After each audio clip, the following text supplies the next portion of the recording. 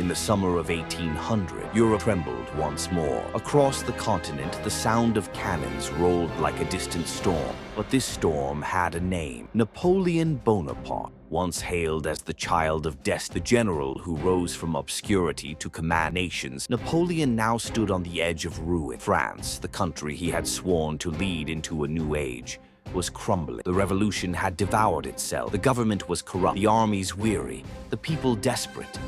The dream of liberty had turned to ashes, and the empire of Europe's most ambitious general seemed ready to fall before it had even begun. But history never writes its chapters in straight lines.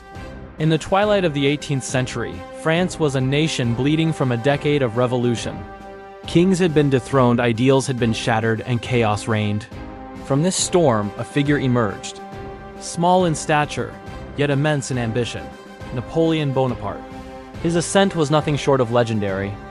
From a little-known Corsican artillery officer, he became the hero of the Republic, the general who brought Italy's old monarchies to their knees and restored glory to a nation on the verge of collapse. He had won not through birthright, but through sheer genius. But power is a fragile thing. His campaign in Egypt had stalled, and back in Paris, his enemies plotted his downfall. The whispers grew louder. The Republic was failing, Napoleon's star was fading. Yet, as politicians schemed, Napoleon was already plotting his next move. In November of 1799, he returned from the east like a specter from a myth. The public didn't care about the details from Egypt. They saw only their savior, the man who could pull France back from the brink.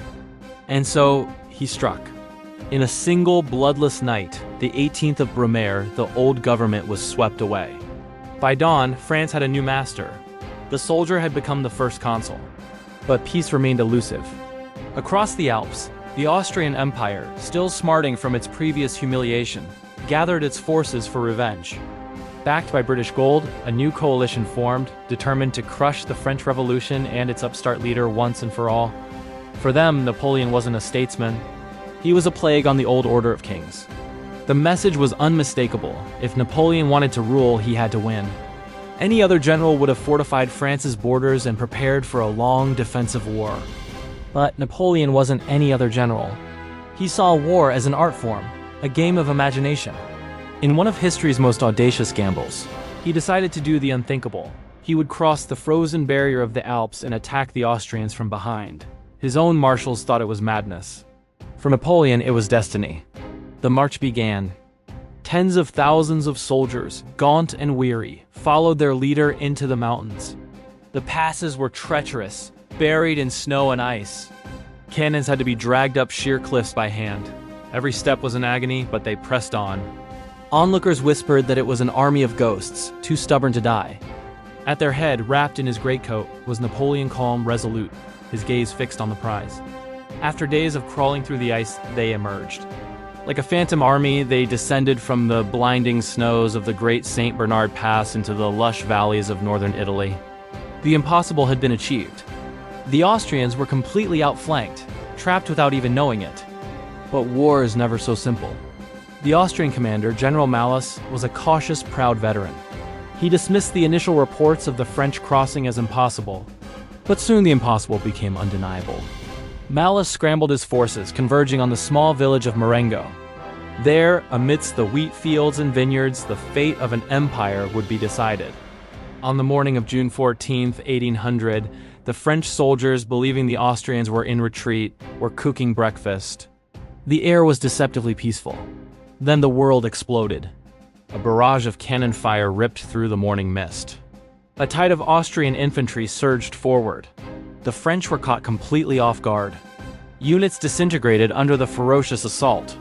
Austrian cavalry swept across the plains, cutting down everything in their path.